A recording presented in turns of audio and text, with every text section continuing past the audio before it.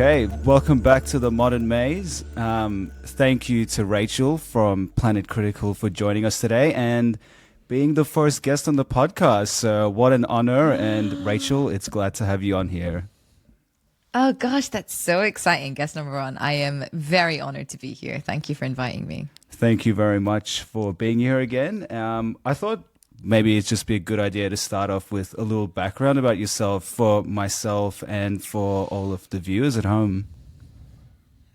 Sure. Where do you want me to start? At the beginning, if possible. I'm curious about how your journey began. God, no, you don't mean at the beginning. I was born in Scotland. So with regards to like the beginning of Planet Critical, I'm getting asked this question quite a bit at the moment, and it's really interesting to see how people respond to it, because I refuse to like ascribe to and perpetuate, this hero narrative, that something was special about me or about my work or whatever. No.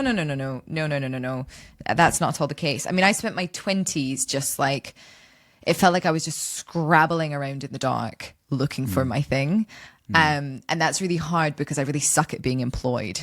So I kept having to like change country and change career because essentially my problem was like I would start a thing, be really, really into it. And then once I had kind of like figured out how to do my role, I would get bored. And so, yeah, being like employed, also I don't like being told what to do.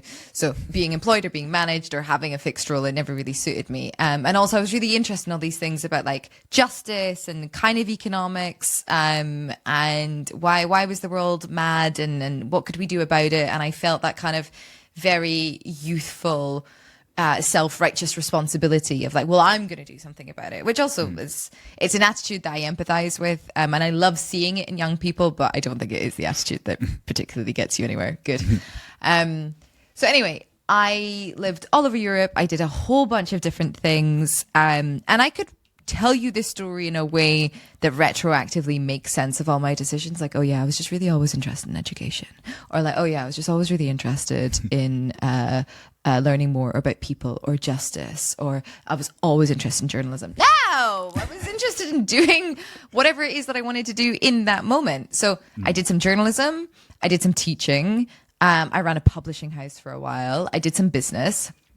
And none of them were quite right and none of them were quite enough.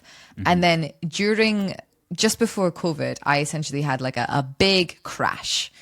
I was very unwell. I really felt like I'd run out of luck. Like all my ideas had come to naught essentially.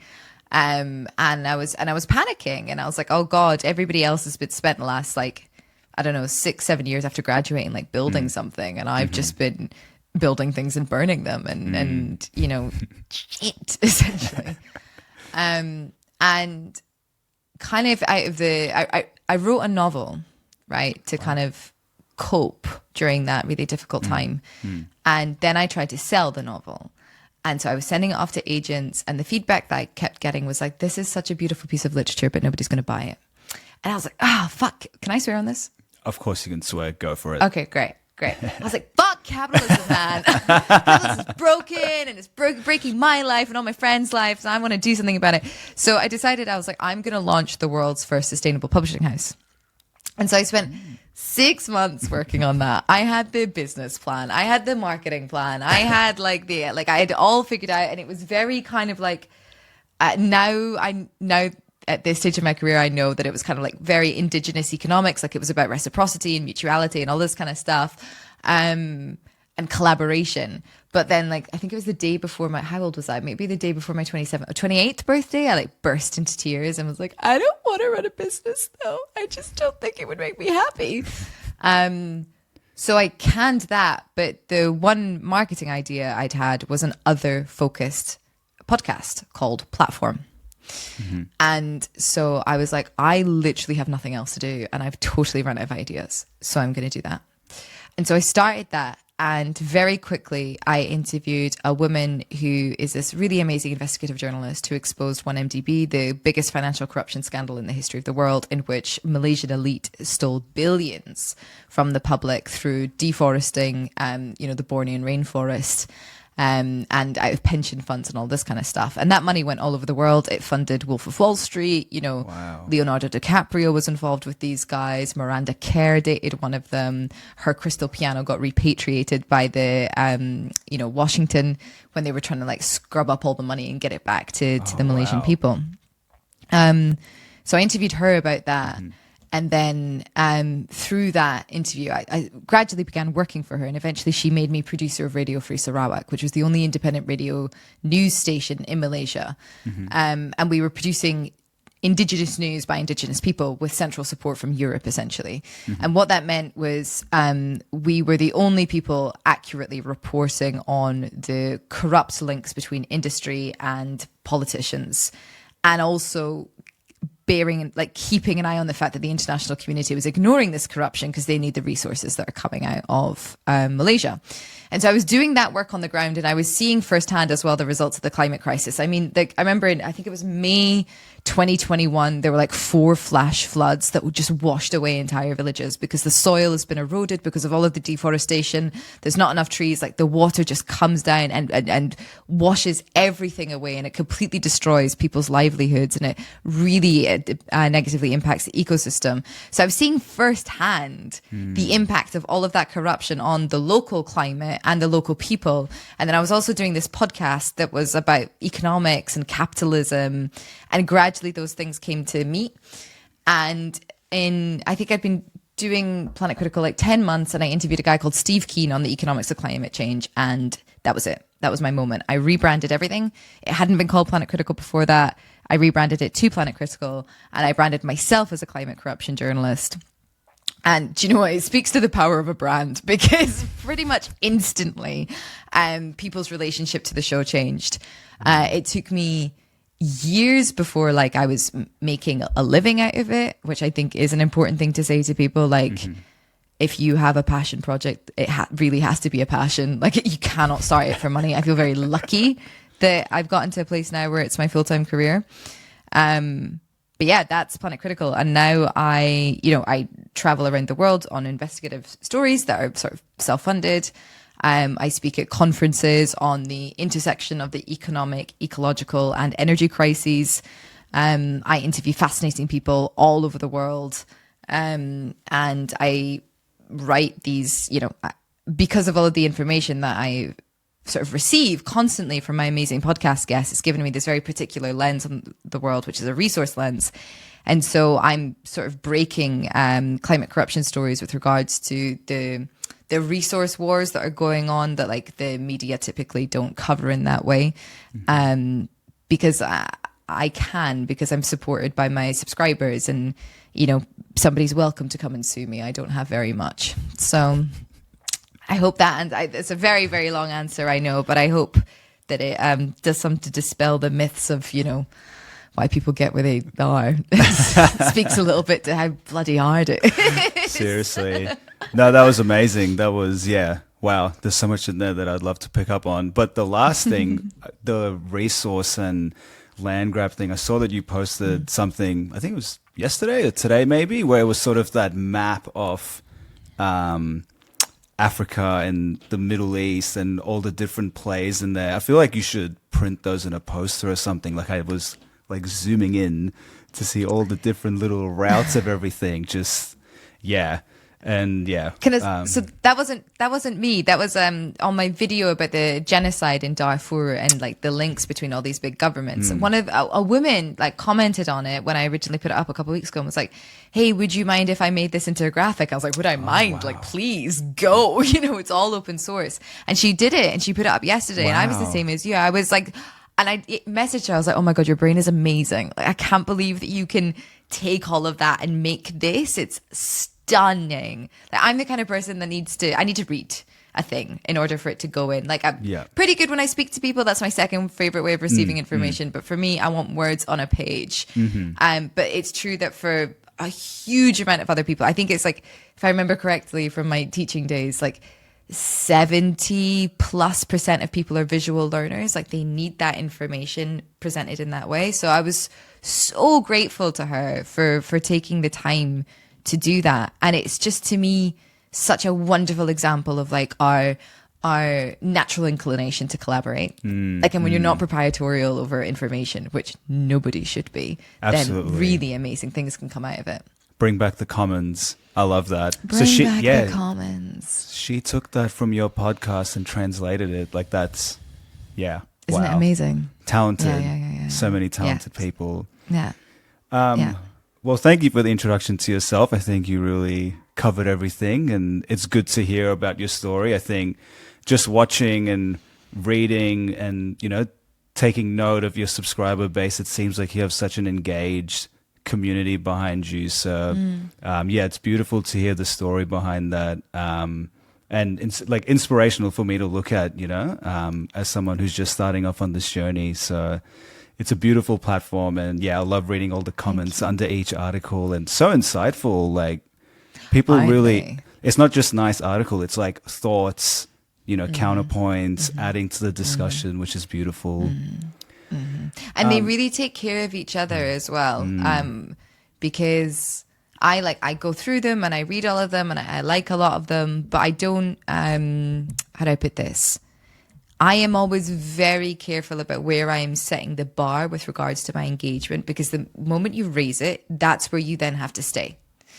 And because of like Planet Critical's growth, like I cannot be in a stage where I'm responding to 100 comments every day. I just don't have the time.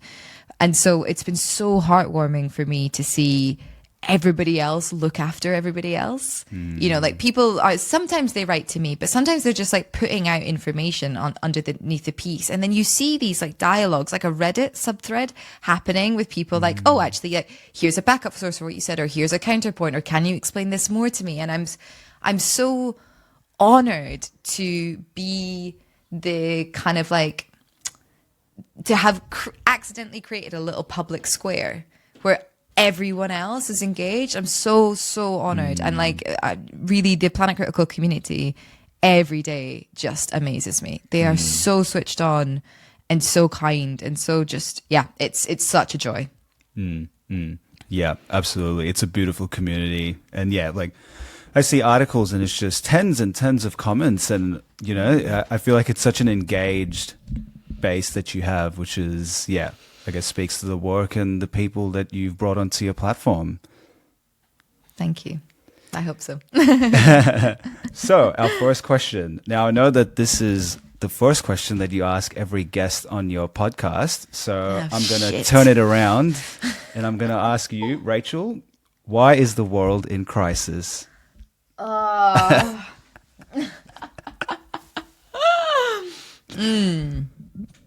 Yes, very good. God, it is a huge question. There are so many different ways to answer this question, which is why I ask it of everybody, and everybody always gives a different answer. And the plurality of the answers is the truth. And so how I answer this question depends on what I'm thinking about on the day. And so I just want to flag, it is not possible to boil it down to like one grand truth. But I suppose with regards to what I'm thinking about at the moment, the world is in crisis because of Homo sapiens' phenomenal cognitive capacity for symbolism and for language, which has disconnected our meaning or our sense of understanding of the biophysical world. And what I mean by that is humankind is so good at transforming things from one thing to another, be that transforming materials like fossil fuels from one thing into a fuel for our civilization, or transforming a cat, like a biological organism, into a symbol of a deity. We are so good at reifying the world around us. And it makes for such an amazing experience to be alive. I'm so grateful to be a Homo sapien and to have this like really meaningful and layered and nuanced relationship with the world. But it does mean often we can't see what's right in front of our noses, because we see what we want to see, or we see the symbolism, we see this other human generated meaning. And so because of that, this kind of like extra meaning / lost in translation. This like we lose a handle on reality, and the reality is that we are overshooting our use of resources, consuming nature, and ourselves and each other, without understanding that we are part of ecosystems, because we've created this kind of like meaningful hierarchy of human supremacy. And if we continue to overshoot resources at the state that we are heading towards a sixth mass extinction event. Even if we stop like dead today, there will still be warming of probably around 2 degrees now. And so the biosphere, the climate, our ecosystems are all unstable. And the world will be in a critical period no matter what, even if we kind of move back from a crisis point. And I think beyond that kind of meaning, language, symbolism, disconnect, I think the reason that capacity drives so much overconsumption is to do with power and the unequal distribution of power, the desire for power, the desire for meaning, beyond what is sort of granted to us by the very miracle of being alive, which is just being alive. I mean, hello. Like, I know we all have kind of a difficult time because of neoliberalism and capitalism and oppression and dominance and all this, like these really rubbish human constructs. But being alive is so amazing, and it is enough, and it should be enough. So yes, I think that our relationship to meaning is why the world is in crisis, which generates from like our cognition, our relationship to symbols, and then our relationship to nature and one another due to power. Beautiful. That's a powerful answer. I think things that you were speaking about there, I read your article yesterday following your last conversation. I can't remember the gentleman's name, With but Tim. the Holy Trinity. And I found it really interesting how you had he had the analogy of clouds and comparing the sort of the bigger, denser clouds where it's actually more unequal versus a morning fog where it's sort of dispersed evenly. And if we really want to live within the planetary boundaries, like that, maybe the answer is that all of us have to live at a standard or consuming way less than we're used to, but at an equal rate, as opposed to, billionaires just spending, I don't even know how much they consume compared to somebody living in a slum. I don't even know what the calculation would be of that. There's no if about that. Like that's for sure. We cannot have such gross wealth and consumption disparity. Millionaires will use up 72% of the carbon budget by 2030. Wow. The 1%, it's absolutely wild. And we all need less. Yeah, absolutely. I was just wondering if you could elaborate on the point about symbols and symbology and how you see that in the modern society. How does that manifest itself for you? Everything. So I think that people go on about like how, and this is certainly like postmodernism, like everything is a human construct, right? So like gender or race, these are symbols that carry other meanings. They're like shorthand essentially for the transmission of cultural knowledge, often incorrect cultural knowledge and prejudice. The relationship to God and ideology, that symbolism. When you look at a forest and you see the potential for profit rather than, the very complex web of life within an ecosystem, that's another symbol. Words are often symbols as well. And we have to work really, really hard to use language in a way that it is reflective or like refractive perhaps of reality, because I think this is part of the problem. Like Ian McGilchrist writes about this. He's a neurophilosopher, and he writes about the fact that he hypothesizes our first language was actually music, and then it was poetry, and then it was prose. And so actually language is meant to be used in this like very meaningful poetic way in which it hints and suggests and and allows for uncertainty and allows for meaning and allows for interpretation. And where we've gotten to is really trying to like atomize and accurately describe the world with our words, even though that's kind of impossible to do because the world is so complex. Like each sentence would have to run on forever to accurately grasp what is going on. Yep. And so we've kind of gotten to that stage where like our symbols are then reified. This is I think it was some French philosopher that wrote about this, and reification means like the symbol becomes real in itself. So like when politicians go on about the economy, we've got to protect the economy. Hold on, what? I'm sorry, what is the economy?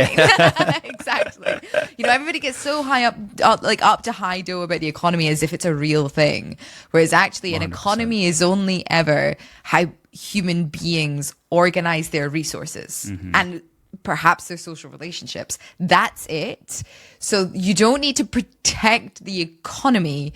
You need to establish how best to distribute those resources amongst people for social cohesion. But the redistribution and the social cohesion has been sacrificed in order to protect the economy, which then gets shorthanded even more to like just economic growth.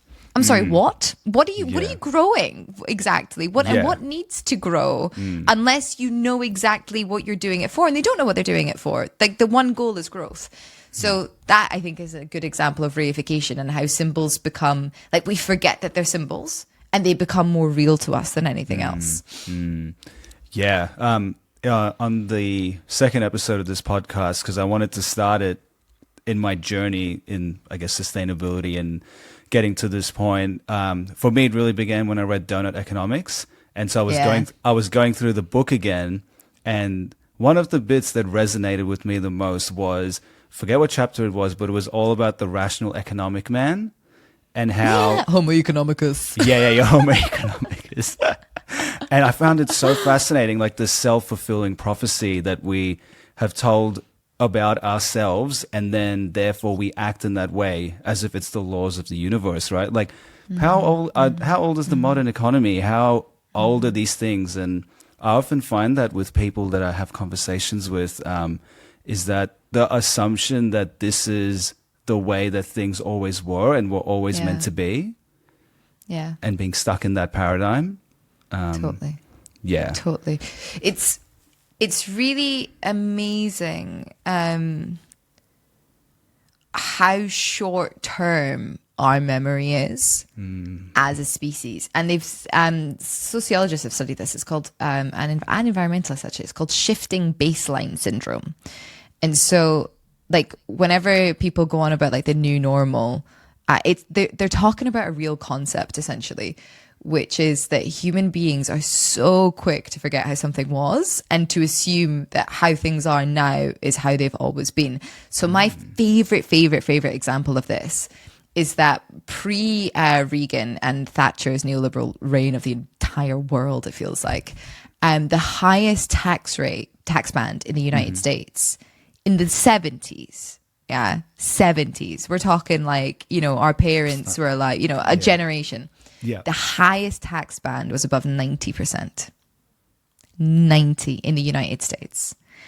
And now in the United States, I mean, if you were to even talk about like the minimum being 30, people on both sides of the aisle would freak out.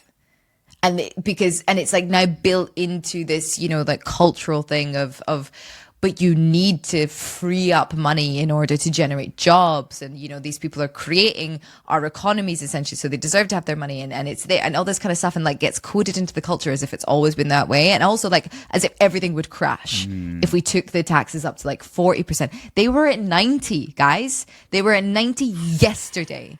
The 70s is yesterday. Okay. And people forget. And so it's so important, I think, like, to have to understand our history and to also understand the fact that human beings are so creative and so plural in their nature that there are so many ways that people are organizing themselves differently today. It isn't like this particular culture of neoliberal Western hegemony, and maybe I shouldn't say Western because really what I mean by that is like elite hegemony. There's always been an issue of like there being a ruling class. But that is just one system of organization. And it wins out every time because it's really good at sequestering power. But there are systems of resistance all over the world. Everywhere that there is a liberation front, everywhere that there is a communal project, everywhere that communities like developing mutual aid networks, that is a resistant system. And it just goes to show how many different ways, different possibilities we have for organizing ourselves. Absolutely. I think for the listeners, it would be great. And for myself, actually, I feel like I'm still catching up on terminologies and the histories. No, it's fine. It's fine. I was wondering if you could explain sort of neoliberalism and maybe like the main ideas that came out from that time, and I guess that are still in today's world. Sure. So when people talk about capitalism today, I think what we often mean is neoliberalism. And I want to put an asterisk here and say also that neoliberalism is now changing. But essentially, capitalism was the rule of like power, essentially, where like the more that you have, the more that you can make. And that things should not be distributed equally, but things should be distributed by people who are generating things. And that, and then neoliberalism is kind of like this it's this orthodox of like total free markets. So capitalist economists in like the first half of the, even like the 19th century, the first half of the 20th century, even these like guys like Adam Smith, they were writing about the market and how the market needs like to space essentially to operate, but none of them thought that it should be totally deregulated. Like all of them said that the market needs to have like some kind of relationship with the state. And then Friedrich Hayek and Milton Friedman essentially came along and started to meddle with that. And Friedrich Hayek is known as like the kind of godfather of neoliberalism. And he was he was an academic, I think an Austrian guy. And he was writing for years and years and years and years, these like really radical ideas about how the market needed to be totally deregulated, like completely, that you need to get out of its way. And then if you leave it alone, it will make its magic and everything will be fine, essentially. And he was ignored by the academy because his ideas were so radical. And then he created this like Montpellerian society. And I'm telling this story because all ideologies come from a person, right? Like nothing is just born out of nowhere. Like there's human history to all of this. Yep. Everything comes out of people's brains. Nothing is written down. Nothing is the word of God, essentially, is what I'm trying to say. So everything can be rewritten and everything can be erased. Anyway, Montpellerian society, like, you know, he attracted some fans, but people were still kind of ignoring him. There's some story, Naomi Klein writes about this really well. There's a story about the Chicago school. So essentially when the United States was just going around like overthrowing leftist governments in Southern and Central America, they set up this, there was this university set up, I can't remember where it was, I think maybe Chile under Pinochet. And they invited these like economists, like Hayek and these economists, be like, yeah, let's just like go. Our economy is your playground. Like just do it. And so neoliberalism is like the total privatization of public good, essentially, and the total deregulation of the market. It didn't work in Chile. It didn't work anywhere where they laid it out, but it does make a very small group of people very, very, very wealthy. And eventually, essentially what happened was Reagan and Thatcher got wind of this. And Hayek became one of Thatcher's advisors. And so the same thing happened in the United States and the United Kingdom, where like the national government is essentially dismantled as much as possible. You know, there is no such thing as society. That was what Thatcher said. And public goods are sold off to the private market under the illusion that the private market will be able to better manage public good because it will be more efficient. And then everything just gets worse for everybody. And wealth floods to the top. Things are only done to protect the bottom line profit. It's like capitalism on steroids, essentially. And we are suffering from the impact of the 1980s. I think the 1980s was probably the most important decade last century, because we had seen a huge amount of civil rights progress in the Western world, which I do think was kind of like, how do I say this? Funded off of the continued neo-colonial extraction from the majority world. But there was a really strong sense of like workers' power and union power and national economies and public good. And Reagan and Thatcher just totally did away with that. And now we live in a world where we have billionaires. Does that answer your question? That does answer my question. Yes, Okay. yes. And the last one, I mean, my partner and I were talking about the concept of a billionaire the other day, and I can't actually wrap my head around it when I think about how much money that is. I actually just say, what is a billionaire? How can someone be a billionaire? Yeah.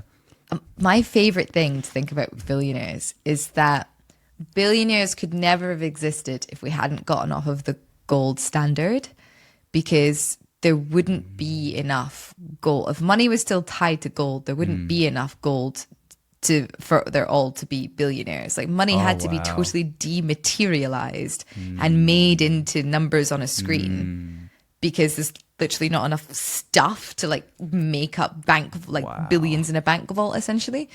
So billionaires could only ever exist in this period of history. And until we kind of like rematerialize our economies, and what I mean by that is like ground them in actual fucking reality, we're just going to head towards trillionaires, which I think that's I saw something recently, like we're gonna have our first trillionaire in like the 2030s or something. Mad. Oh jeez. Yeah. Wow, that's fascinating. Makes complete sense when money just it's not tied to anything that's real, just numbers, ones and zeros. Wow. Okay. Wow, well, thank you for that. That was great. I'm going to ask the next question. Please. Now, we just spoke, and I think you just spoke about how it's really hard to talk about the crises in the world and pick one thing. But I've been really curious about all of these big conflicts that seem to be happening now. You look at Ukraine, you look at Gaza, Sudan, etc. Do you see anything that's common between what's going on in the world right now? Yeah, of course. It's resources. To me, my lens is all of this is resource grabbing now. So despite what our sort of like asinine politicians say, there is, and like, you know, the economy and everything's fine and economic growth and whatever, there is a lot of knowledge in the world about just how dangerous a position that we're in. And in particular, the security services, national security services around the world are very, very, very worried about two things. One is climate change. That's the number one threat. And the second is resources, running out of resources. And so let's start with Ukraine. Beyond the politics of like, you know, there was an agreement and then NATO expanded and Putin's, you know, mad and all this kind of stuff. Beyond all of that, Ukraine is the biggest producer of wheat in Europe. I think it produces around 40% of wheat in Europe. It's a huge amount of fertile soil. It has water. It also has fossil fuels. And Putin is essentially expanding into that territory, I think, for resources. And another reason that I'm kind of suggesting that is also the way that he is destabilizing Europe's grip of Africa by deploying the Wagner Group to help with these coups, to overthrow, you know, typically corrupt leaders, and instate new governments. They're often military coups. It's happening in places where there are lots of resources, and it's happening to kind of destabilize Europe essentially. Gaza, I mean, there was an agreement, I think it was in 1967, there was an agreement on the borders, and Israel has just expanded and expanded and expanded. There is another side to the argument, which is that Israel perceives itself, or perhaps is, located in a very, very hostile territory with enemies around all sides, and so it has been growing in order to protect itself. Again, It's not about the geopolitics here, but it's simply about the fact that there is land. There is land and it wants that land. There's also fossil fuels in Gaza and off of Gaza's coast, $500 billion worth. Israel's been trying to get its hands on those fossil fuels for 30 years. The United Nations wrote a report saying it must be shared with the Palestinians because this is a real opportunity for them to develop their economies, which is fundamentally necessary in the strategy for peace. And Israel, successive right-wing Israeli governments have done everything they can to kill that deal. In Sudan, what we're seeing again is that in quite a dry region, Sudan has a huge amount of arable land and water, which is going to become one of the main resources in the coming decades, if not already. And we're seeing this genocide occur essentially of these African agriculturalists are being genocided by Arab nomads, and the African agriculturalists have stewarded this land and taken care of this land essentially. And they are the reason that this land is so fertile. There's also a huge amount of gold in Darfur and Sudan, more generally speaking, which allegedly propped up the Russian ruble when the West imposed its sanctions when Russia invaded Ukraine. And so there's this relationship between the UAE, the forces in Sudan and Russia. And yeah, to me, it's all a big resource grab.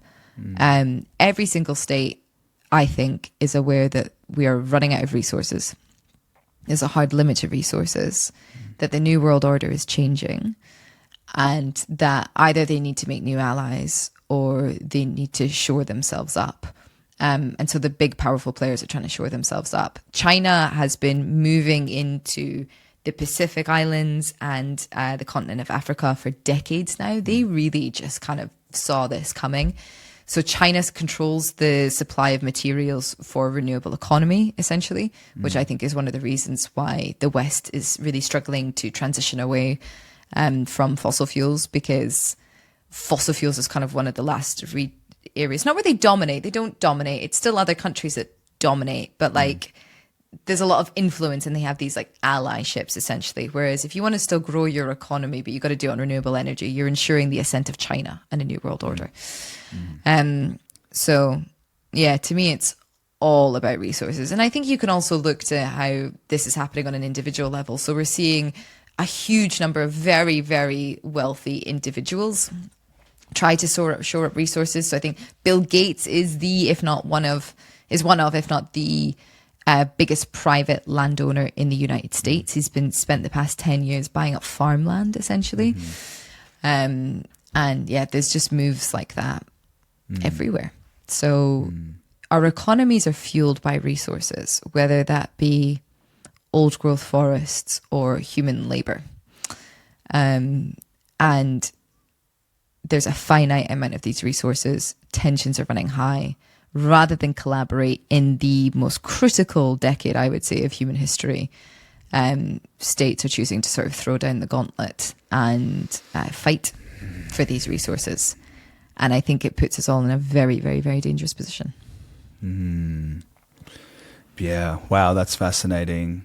I guess the follow-up question that I was going to have was, it really has seemed to me that these conflicts are increasing, but based on what you're saying, it's because these countries and states know that resources are depleting and they're trying to grab their hands full of it as much as they can rather than collaborating, which is, yeah, wow. Yeah, I would say so. Yeah. I think also another reason these conflicts are increasing is that the power dynamics have really changed recently. So you've got a lot of new powerful players essentially in the world that are former colonies. So places that in the past were just this like constant stream of resources out essentially that didn't help the people.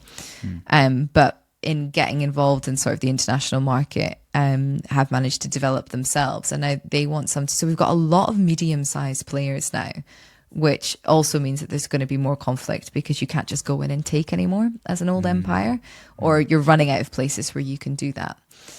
There's also one more people that I want to highlight actually before your next question that I should have in the first round, and that is the people of West Papua that are experiencing a genocide by the Indonesian military, who colonized them in 62, I believe it was, when the United States essentially offered West Papua to the Indonesians to bribe the Indonesians into the international market. And that was just after the Papuans had negotiated their freedom from their Dutch colonizers. And what's going on there is absolutely atrocious. No journalists are allowed into West Papua. Their population is tiny in comparison to their neighbours in Papua New Guinea. I have seen the most awful, awful footage of Papuans being forced to dig their own shallow graves and then being shot in the head. The military presence in West Papua is absolutely astonishing, and it is because West Papua is an incredibly resource-rich place, and it's just being extracted from. So that's another people I would kind of like to highlight. Wow. Yeah, I was not aware of that. So thank you for Nobody highlighting is. that. Yeah. Wow. It's Nobody going on is. right now. How long has this been going on for? Since the 60s. Wow. So, and in the 60s, when Papua New Guinea got its independence and West Papua didn't get its independence, the population of both was around 800,000 people. Independently. So 800,000 in Papua New Guinea, 800,000 in West Papua. And don't get me wrong, these populations are relatively difficult to establish because they're still very tribal places. You know, there's tribes that haven't been communicated, essentially. But that's sort of the understanding. Papua New Guinea's population is now anywhere between 8 to 10 million, and West Papua's population is 2 million. So you can tell how much a people have essentially by their population growth. And there are reports of like essentially apartheid, like these poor Papuans having a different kind of, you know, access to medical care and all of these kinds of things, and just getting kicked out of their land over and over and over and over again because, you know, the Indonesian military wants to come in and deforest or mine or whatever. And again, it's the international community completely turns a blind eye to this because so much is coming out of West Papua. The chairman of the West Papua Liberation movement has, you know, he writes to the UN really, really regularly. He travels as a diplomat, essentially trying to generate attention. And I interviewed him last year, and he was like, this is just pure like neocolonialism. Like nobody will help us because they need what's coming out of our land.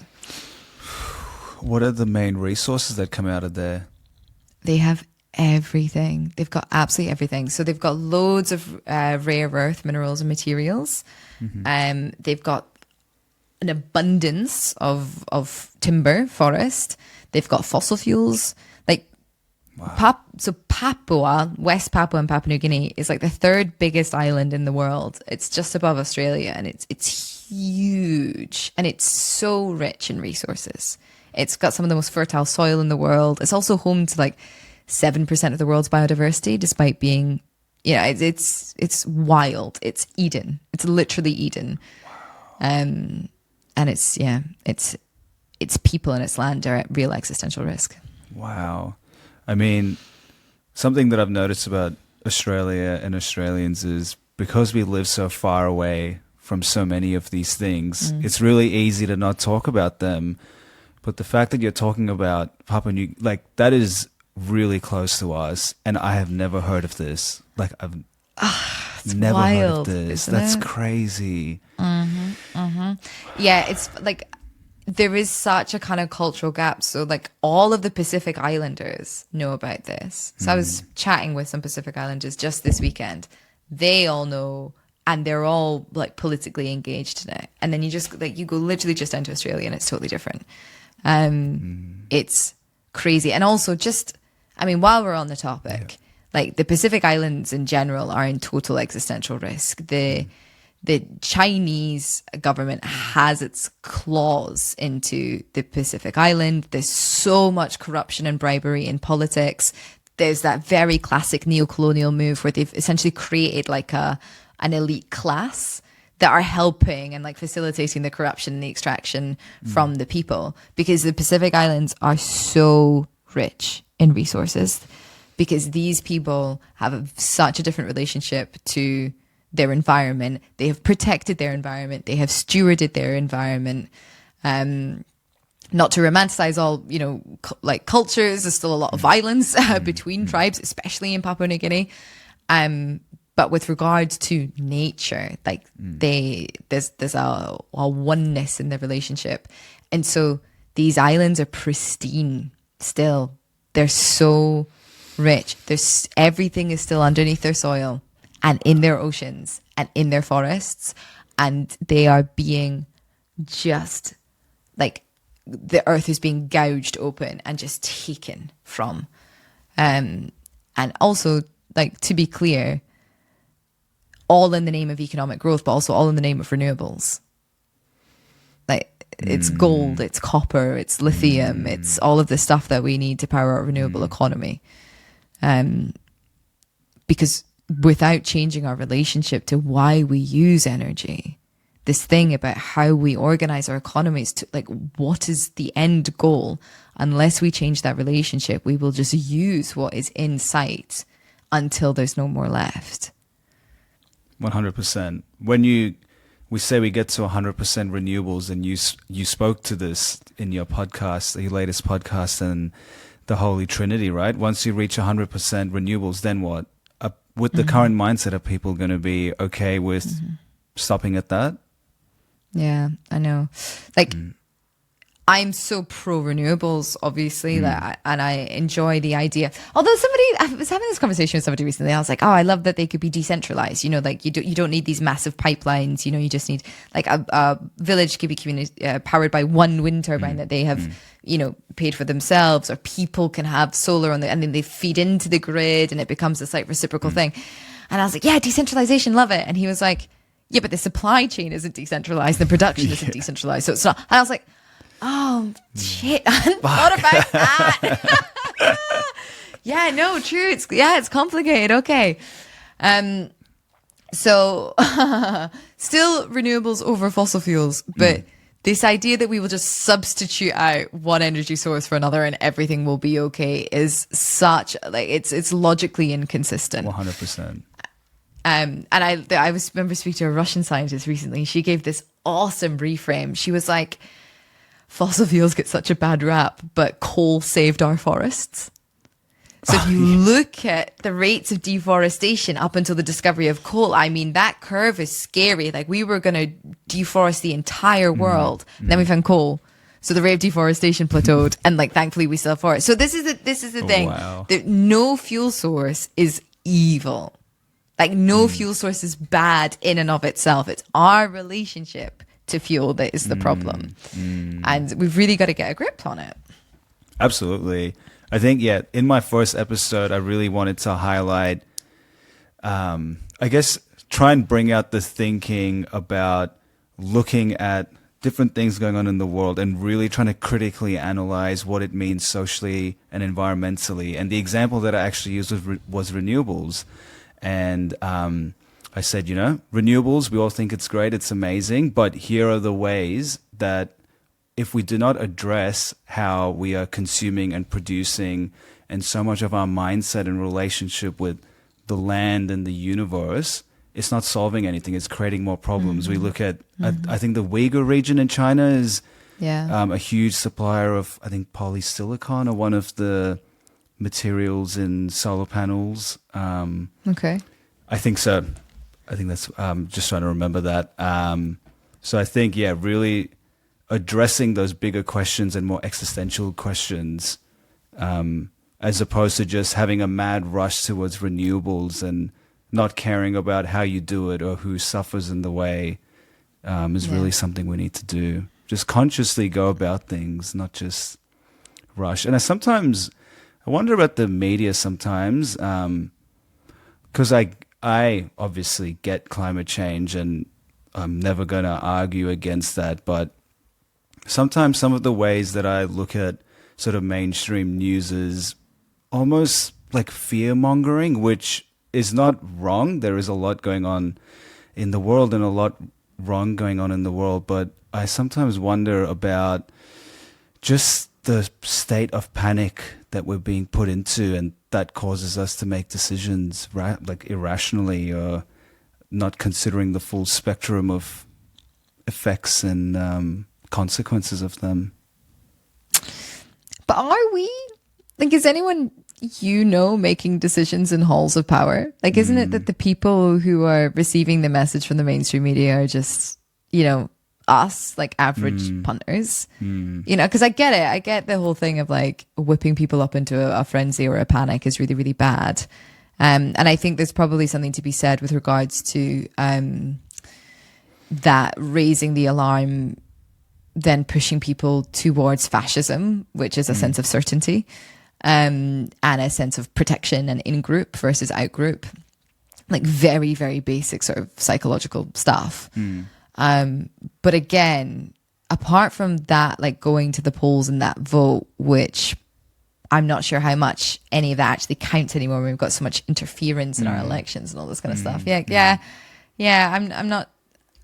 I'm not sure. I think it's I think we've got to be really careful not to like overstate how much power we have as individuals.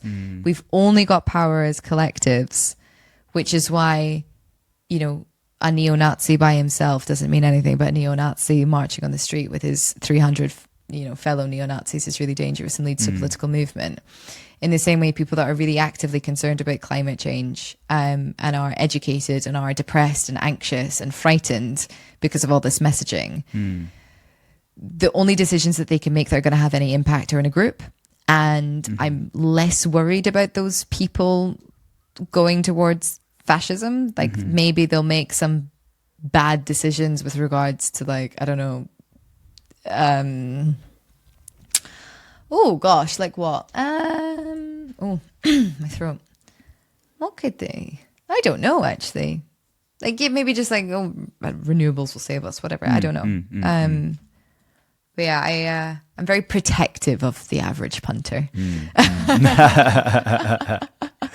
No, that's a fair point. I guess for the average punter, like I have a few friends who come up to me and, they share that they're feeling a lot of things and they're feeling anxious about the world and they're worried. And, I've had comments made to me about friends not wanting to have children because they're afraid of bringing them into this world. I guess from your point of view, how does somebody transition from just being a concerned punter into getting into these groups? Like, what does that look like on a local, is it just local communities and just getting involved as much as you can?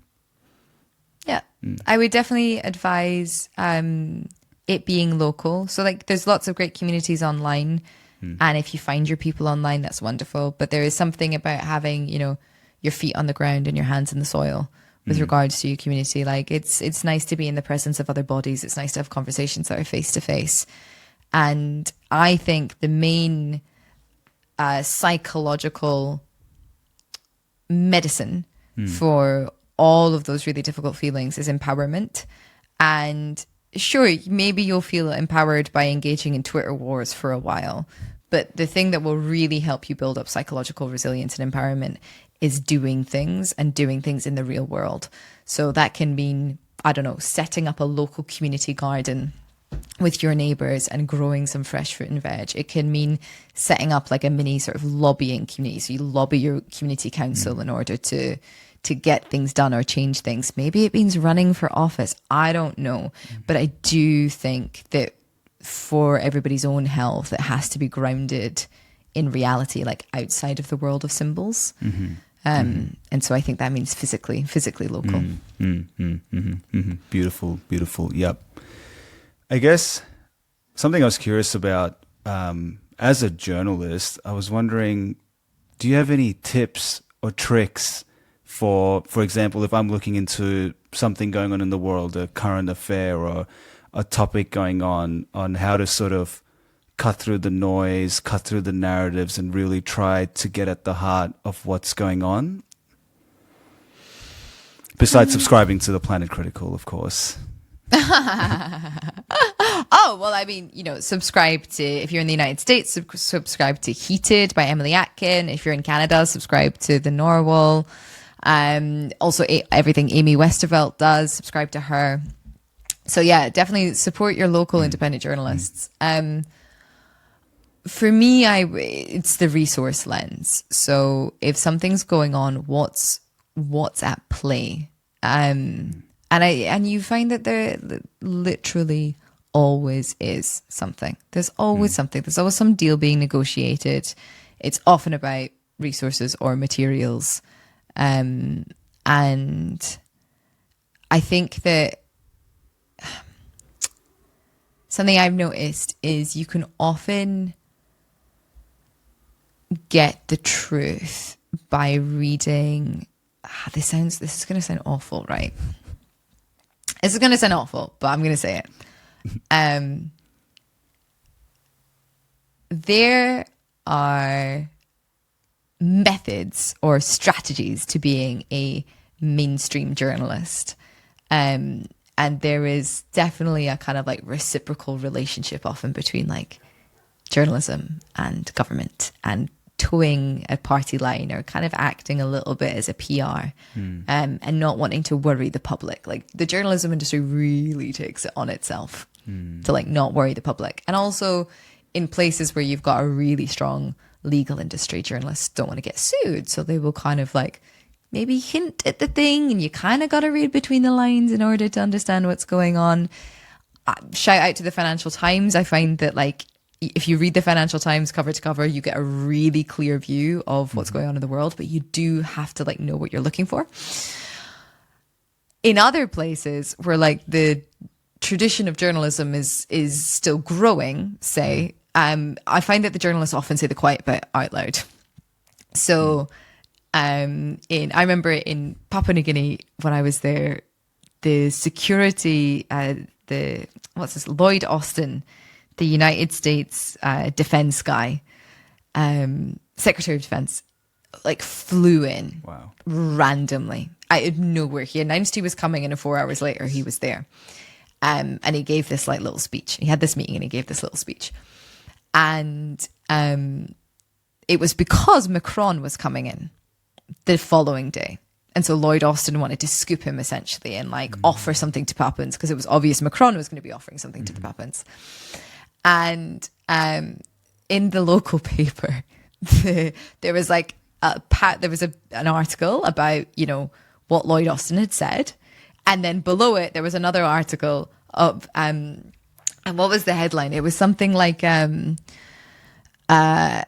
worry, not about war with China, essentially.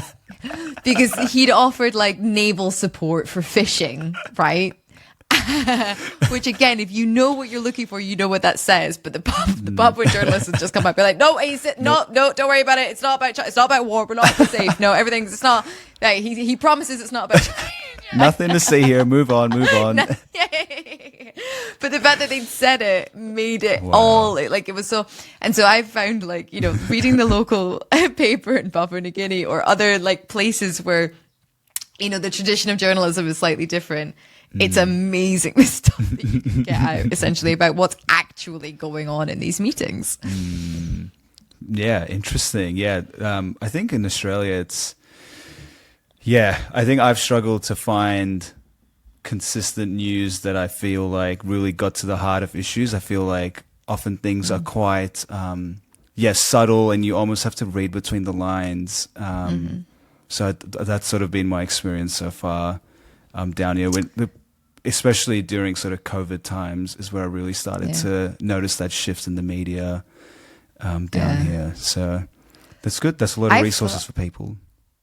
I've thought about like trying to create a course or a show or something about like how to read the news, or even just like a weekly show where it's like, okay, here's like the main stuff. Here's what they say. Here's what it means. Like how to translate the news essentially. Seriously, I think it's really powerful.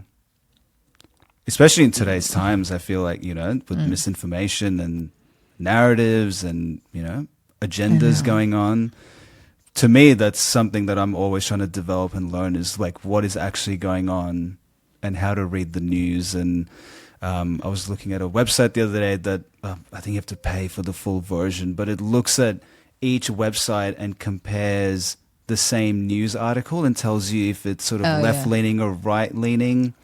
I forgot the name of it, but That's good. yeah. But I think things like that, I don't know, like a course by you about, I guess how to read the news and everything. That sounds pretty good to me.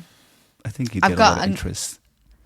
I've got another one. If anybody's an AI person and they want an AI idea, I think it'd be really cool for somebody to develop a plugin or something. Like, I don't know what the tech word is, but essentially a thing so that when I read an article on my phone or on my computer, it like hovers above people's names and explains how these people are actually connected.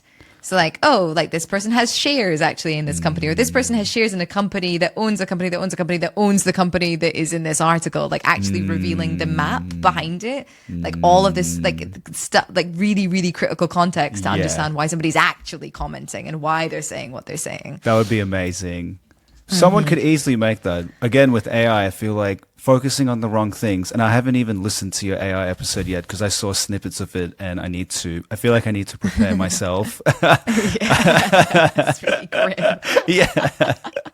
But I feel like, AI is like this. I don't know. I see it in the same light as renewables, where it's kind of, I keep on hearing things about the promise of AI and, will deliver education at a low cost to, areas that need it, which can all be true. But just the way that it's being delivered right now has me worried. But yes. But yes, something like that. Someone who's listening, who's good at AI, please, let's do that. Yeah, please do it. Please let's do get on it.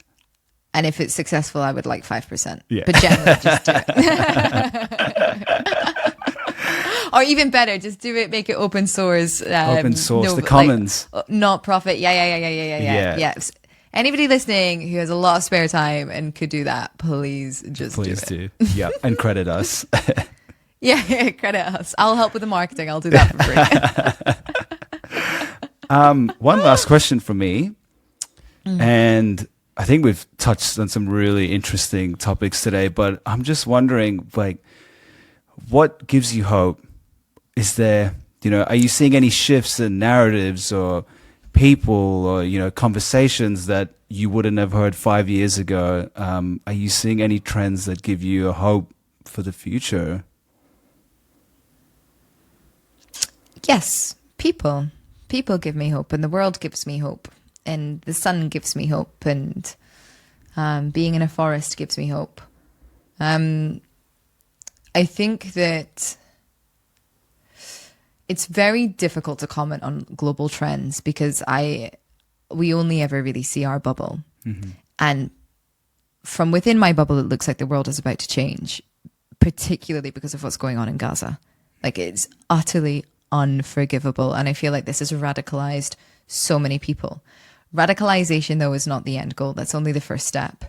And can we organize well enough? Do we have the resources to organize well enough? Will power actually allow us to organize? Because this is the thing, like, it's all very well kind of shifting between the left and right in a resource-rich world and giving people power and giving them the vote, giving them rights, all that kind of stuff. It's fine when you think you've got enough to go around. But when you don't think that you have enough to go around, I think that our very notion of citizenship is going to be challenged. And certainly, I've heard quite a few people say this. What we are watching unfold in Gaza could happen anywhere. And we should all believe that it could happen anywhere. It could happen to any of us. And if it wasn't Gaza that really frightened you, it should be the overturning of Roe versus Wade that really frightened you. They are going to come for our rights because this is what happens. A system that is built on extraction and exploitation will come and extract from somewhere. And if it cannot extract from the global south anymore, if it cannot extract from people of a different race, or if it cannot extract from a land very far away, it will come and extract from us at home. There's a really interesting book called End Times by Peter Turchin, who was a computer algorithm guy, and him and his team got together to try and study like the end of civilizations. And this is what they found. Civilizations, empires crumble when the ruling class comes home and begins to overexploit from its people. So we are really, really at risk of fascism. I think that is the thing I am most worried about right now, because fascism is frightening. It is absolutely terrifying. It is also the worst. That might be a bit glib, so forgive if somebody can think of a worse one, tell me. But in my mind right now, it is the worst possible political movement to handle a world in crisis, to handle a world of resource scarcity, and to handle a world that is headed towards increasing competition. It is only going to add fuel to the fire. So we're at this stage of like, more people, it feels, are aware of what's going on and want to do something. It's also not last century anymore when doing things felt more possible. You know, we're seeing climate activists being thrown in jail. Climate activists being thrown in jail. At the same time in the United Kingdom as rapists are walking free because our jails are too full. Yeah? So there are really big political decisions being made with regards to how we treat citizens who are daring voice their opposition, protest what is going on, and it should frighten everyone. It's happening in the United Kingdom, it's happening in Europe, it's happening in the United States. There's this real draconian push to control and to extract, because Roe versus Wade is nothing more or less than a desire to extract more labor from women and to keep a working class. Like, that's what that is. And it is the first of, I think, probably many rights that they're gonna try to roll back. You asked me about hope, and I understand that this is a very strange answer. but I think that this is like, we really have to know the reality of what we're up against. So whilst more people than ever before are educated, we have a young generation that is totally radicalized. We also have a government that's doing things around the world like banning TikTok. So people like, you know, TikTok is about to be banned essentially in the United States. It's been banned in New Caledonia by the French as well, right? It's not just that the United States is this big bad guy on the global stage. This is what states do when they are about to lose control. And it's being banned in New Caledonia by the French because it did the same thing. It was radicalizing the youth. It was spreading information about what was actually going on, right? So we need to create decentralized systems of, you know, communication. We need to have our own means of communicating with one another so that they can't be taken away. We need to have our own means of energy so that it can't be taken away. We need to have our own means of voting, essentially, so that it can't be taken away. Like, this is the century where we need to decentralize the fuck out of all of our systems so that we are not vulnerable to movements like fascism, which generate oppression, domination, slavery, hatred, all of these things. I've got so much hope because I love people, and I think people are wonderful, and I think we're creative, and I think we're collaborative, and I think we're loving and caring and beautiful, right? And I don't think that people in charge are evil. I think that people in charge are just taking the decisions that need to be taken of somebody in charge in order to perpetuate the thing. And they are only there because they promised to perpetuate the thing. And if they were to do anything other than perpetuate the thing, they would be immediately replaced anyway. So I think we live in a world where there is actually very little free choice within the existing system, which means the existing system just needs to be totally deconstructed, and it would be better for everybody. All of it is possible. There are communities all around the world who are creating different economic systems, different ways of organizing with each other. You know, these movements of systems of resistance, as I was calling them earlier, they are everywhere. Look at the amount of energy and money that is put into keeping us down. That's another thing that gives me hope. I do not think that this is like a quote unquote natural way for human beings to organize. I think the natural way for human beings to organize is much more collectively, because so much goes into dividing us. So much goes into oppressing us. So much goes into dominating us, because it takes a lot to keep us down, because what we desire to be is on our feet, standing on our feet hand in hand. All of that gives me hope, but we have to know what we're up against, and we have to know that it's going to be difficult. And I also think we have to know that coming out of the other side, it's not going to be some, you know, like high tech, libertarian, you know, no work society. It's going to be low energy, low material footprint, much less travel, much less, consumerism, less of a lot of things that don't benefit us, I would say, apart from travel, which I will be sad to see go, but I guess, I don't know, get a horse, learn to ride it. I don't know.